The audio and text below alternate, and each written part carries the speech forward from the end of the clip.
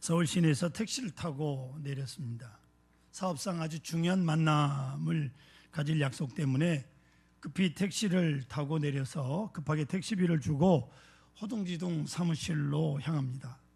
만나려고 했던 사람 만나고 기다린 분과 사업을 의논하고 일을 마친 다음에 다른 장소에서 또 다른 분하고 사무실에서 만나기로 돼 있어서 또 급히 택시를 불러 타고 보니까 앉은 자리에 1,000원짜리 지폐 한 장이 놓여 있는 겁니다.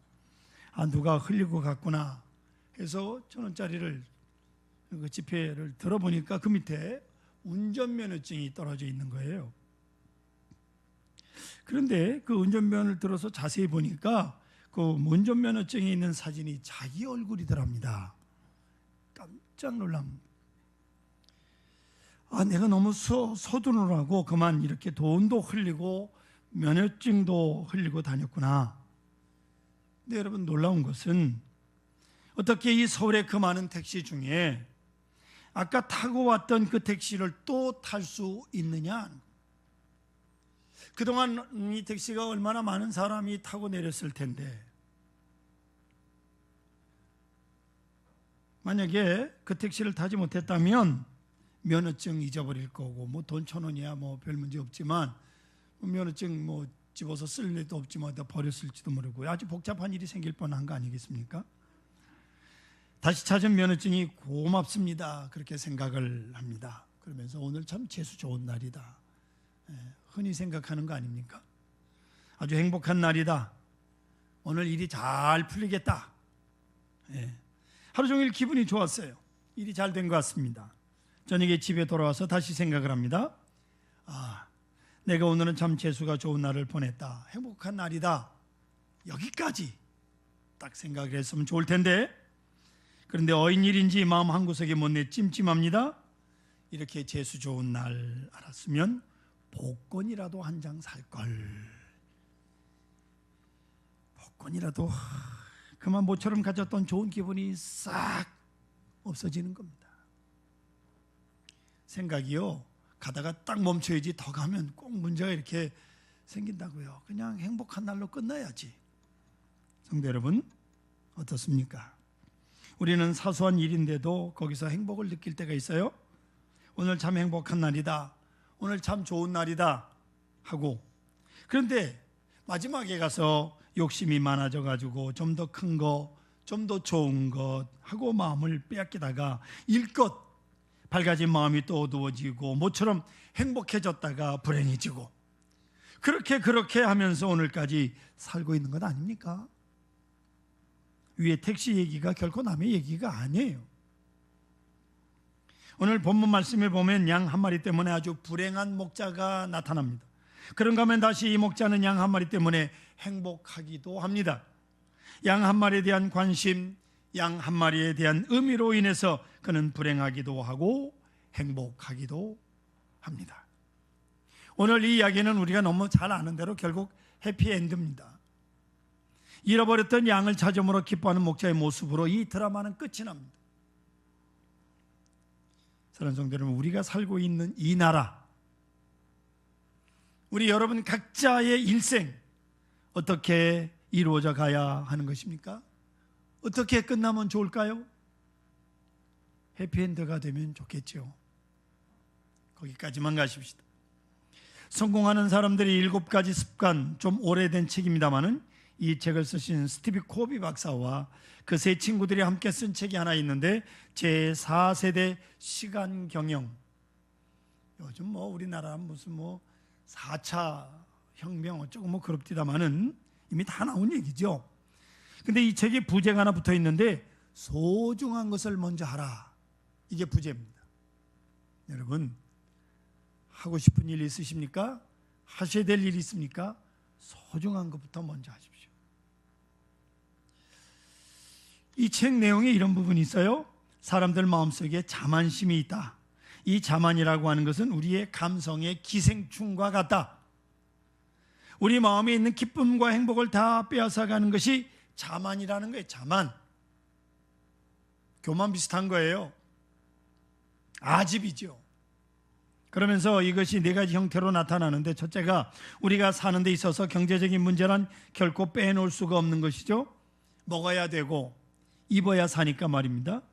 그러나 여러분, 수입이라고 하는 것 잘 보십시오.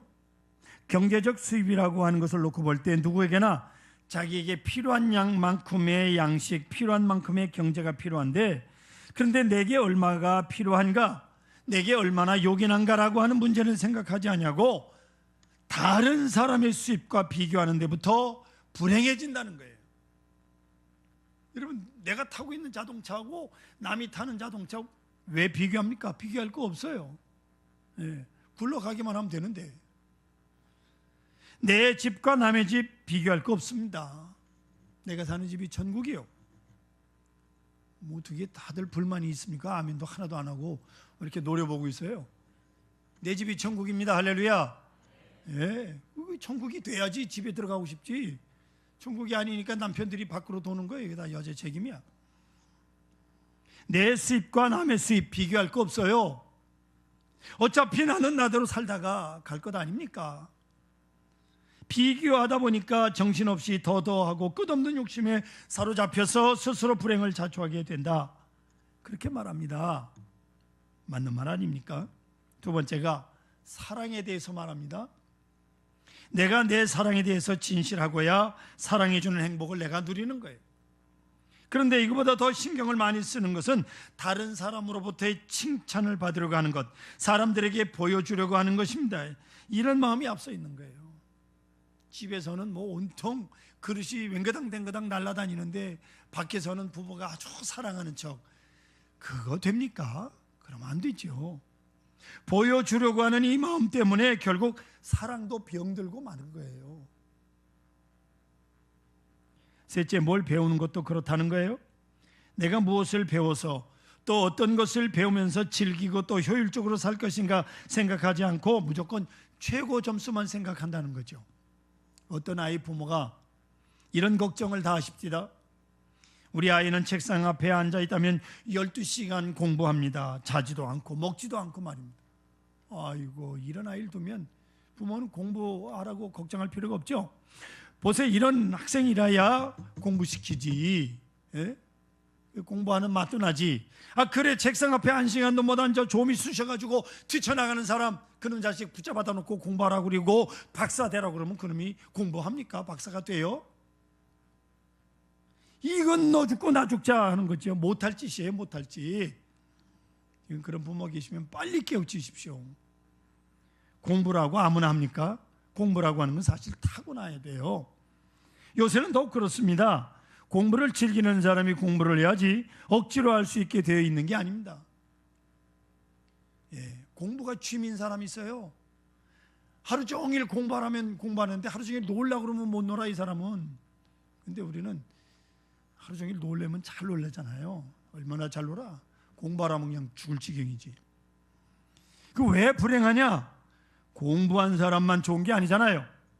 안 하고도 얼마든지 좋은 사람이 있습니다. 뻔히 알면서도 실천하지 못하는 것이 이겁니다. 반에서 공부 1등, 2등 하는 애들은 기껏해야 선생님 아니면 교수예요. 근데 중간쯤 하는 애들은 사업하면서 잘 산다고요. 잘 기억하십시오. 그래서 아이들 공부 안 한다고 주리를 트니 아이들은 아이들대로 죽고 부모는 부모대로 죽는 거예요. 여기서 확 벗어나면 좋겠는데 이걸 못하고 있다고 끌탕을 하고 있는 거예요. 공부 안 한다고. 넷째는 유산에 대해서도 그렇습니다. 얼마를 주느냐, 얼마를 베풀었느냐가 문제가 아닙니다. 문제는 소중한 유산을, 내가 무엇을 줄 수 있을까를 생각해야 되겠는데 우리는 남에게 인정받으려 하고 물량적으로 생각하는데 문제가 있는 겁니다. 무형적으로 내가 부모로부터 받는 소중한 것이 있다고요. 이 무형적인 게 소중한데, 여러분, 자식들에게 유산 물려줄 생각하지 말고 다 쓰고 죽으십시오. 쓰고 남으면 교회다가 기부하세요. 기어코 물려주겠다는 겁니까? 여러분, 재산이 얼마나 있다고까지 그걸 물려주겠다고 그거 움켜쥐고 있어요.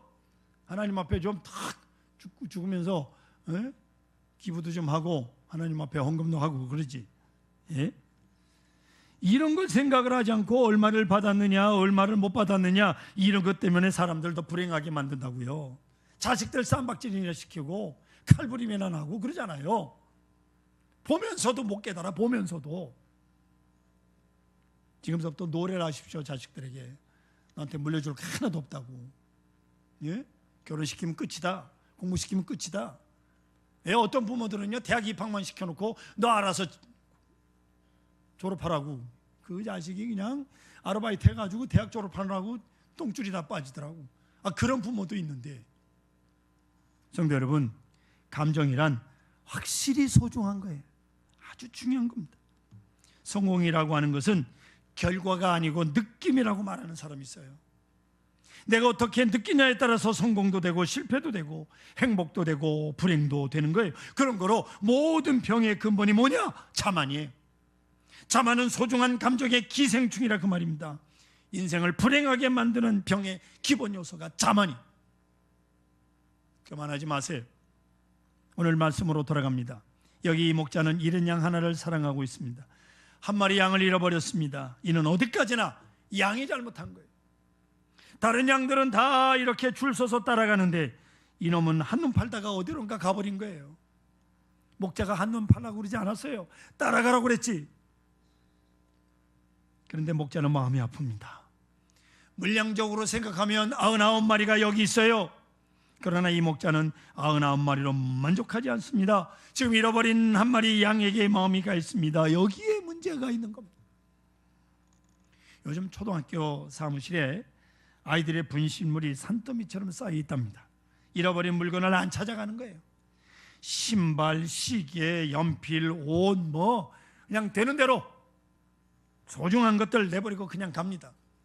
집에 가서 잃어버렸다고 징징대면 부모가 다 사주니까 걱정하지 마, 사주면 되잖아.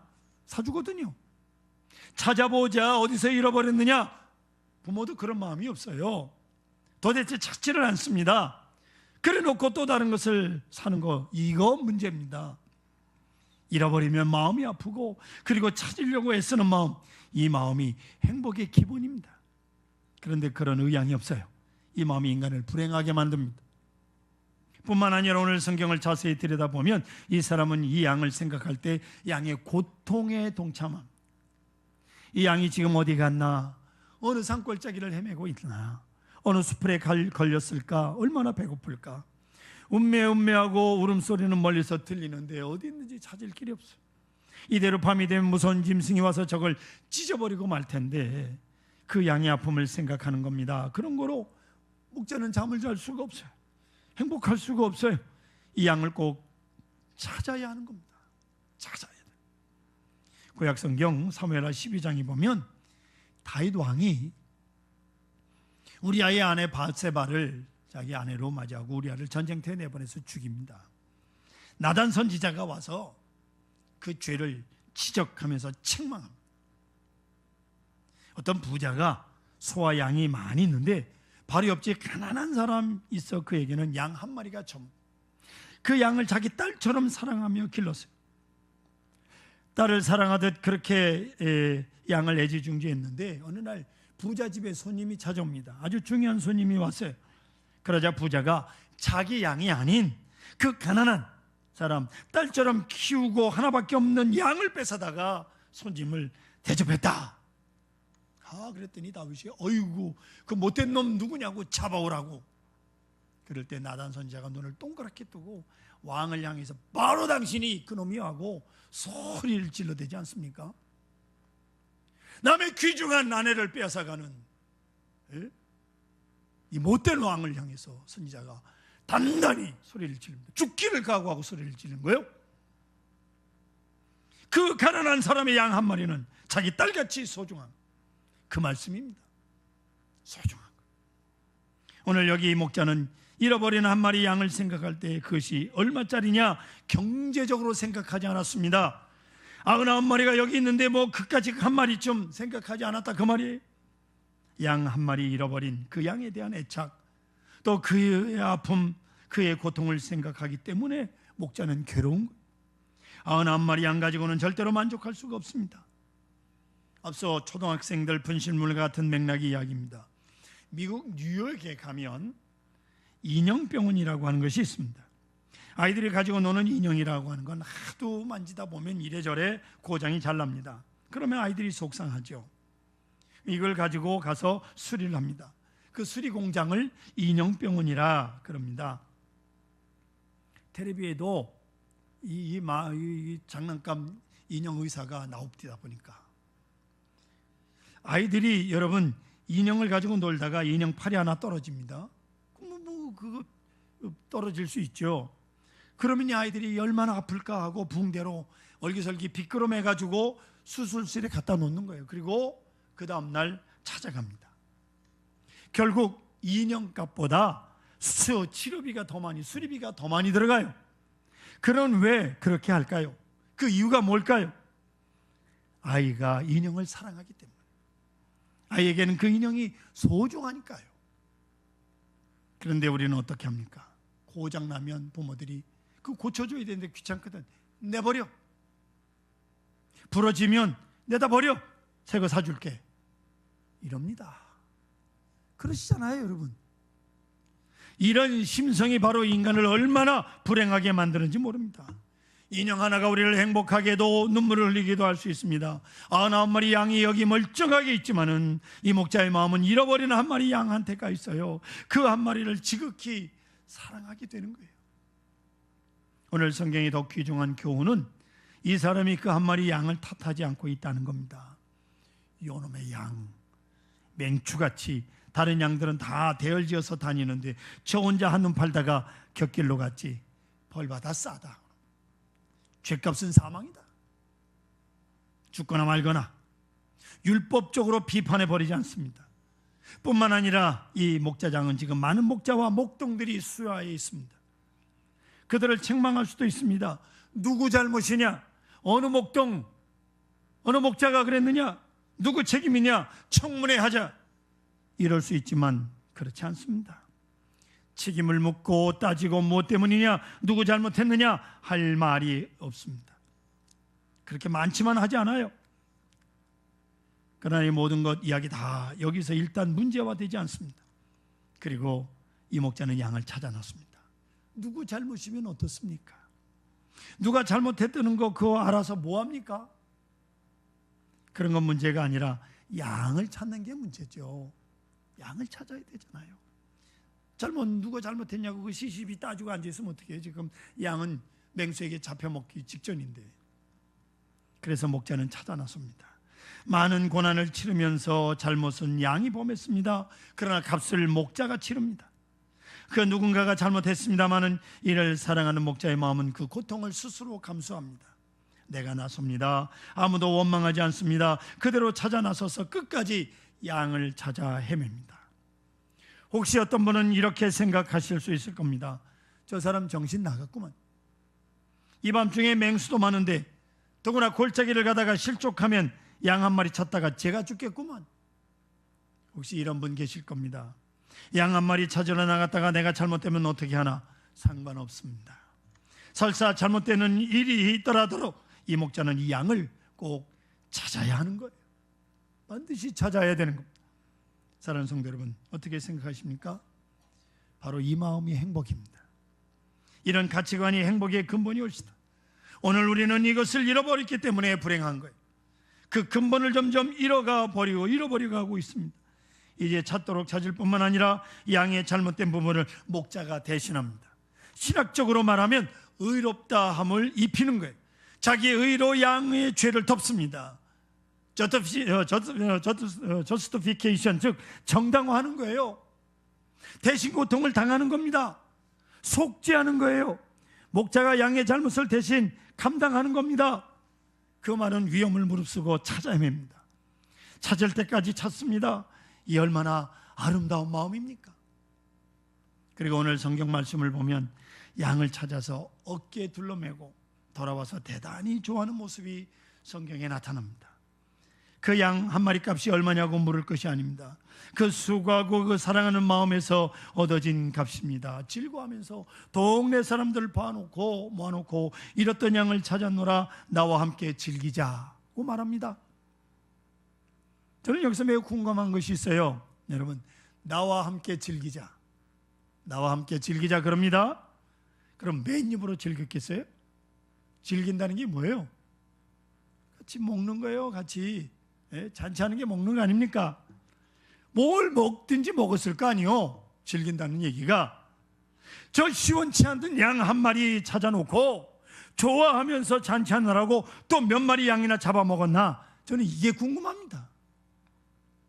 괜히 맥없는 양 한 마리 찾아놓고 전혀 관계없는 양이 죽잖아요. 알 바는 아니지만 이거는 목자의 마음이에요. 이 같은 절대가치의 행복이 필요한 겁니다. 나는 매우 즐겁다. 나는 행복하니까 나와 함께 즐기자는 목자에게 그게 무슨 돈가치 따지고 손익계산서 따지겠습니까? 그저 즐겁고 만족한 것입니다.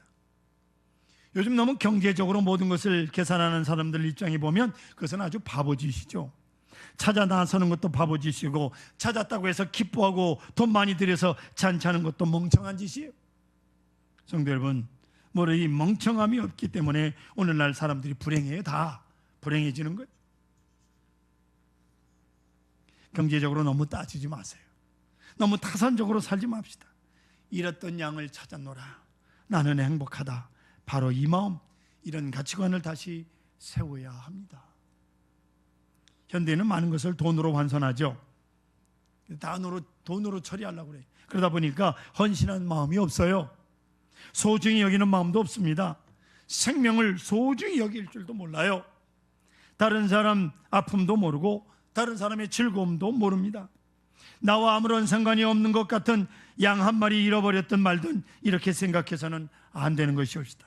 더불어 고통을 당하기도 하고 더불어 행복하기도 해야 되는 거예요. 이 가치관, 이 행복관, 여기 하늘나라의 기쁨이 있음을 성경은 우리에게 말씀하고 있습니다.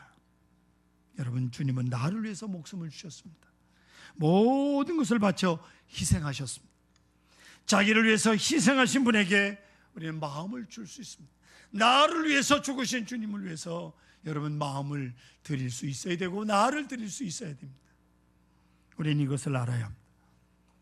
오늘 성경 말씀, 세리와 죄인들이 예수님과 함께 식사를 나눴을 때 바리새인들이 못마땅하게 생각하자 예수님께서 비유로 하신 말씀입니다. 세리와 죄인들은 잃어버린 양과 같다. 그들이 복음을 듣고 구원을 받고 나를 영접했는데 이 얼마나 아름답냐. 그런데 왜 너희들은 함께 기뻐할 줄 모르느냐, 그 말이에요. 사랑하는 성도 여러분, 이것은 복음이옵시다. 복된 소식이요 기쁜 소식. 다시 이어지는 말씀을 보면 탕자의 비유가 나옵니다. 탕자, 집을 나간 아들입니다. 재산을 다 탕진했습니다. 거지꼴이 돼서 돌아옵니다. 탕자의 아버지 보십시오. 아버지는 하도 기뻐서 그 아들을 위해서 잔치를 합니다. 재산 다 털어먹었어도 아버지는 잔치를 해요. 여러분, 왜 이 같은 감격이 우리에게는 없을까요? 이 같은 기쁨이 왜 우리에게는 사라졌는가를 생각해 보십시오. 여러분, 이 목자에게는 양 한 마리가 소중합니다. 이 양 한 마리로 인해서 슬퍼하고 기뻐합니다. 여러분, 바로 그 한 마리의 양 의미가 나 자신이라는 의미를, 사실을 잊지 마시기 바랍니다. 내가 잃어버렸던 양이요, 내가 세상에서 헤매던 양입니다. 그 양을 주님이 찾기 위해서 십자가에 못 박혀 돌아가신 거예요. 내가 그토록 소중하듯이 나를 위해서 주님께서 십자가를 지신 것처럼 우리는 잃어버린 한 마리 양을 찾아야 하는 겁니다. 그것이 내 삶의 존재 의미가 되는 것이옵시다.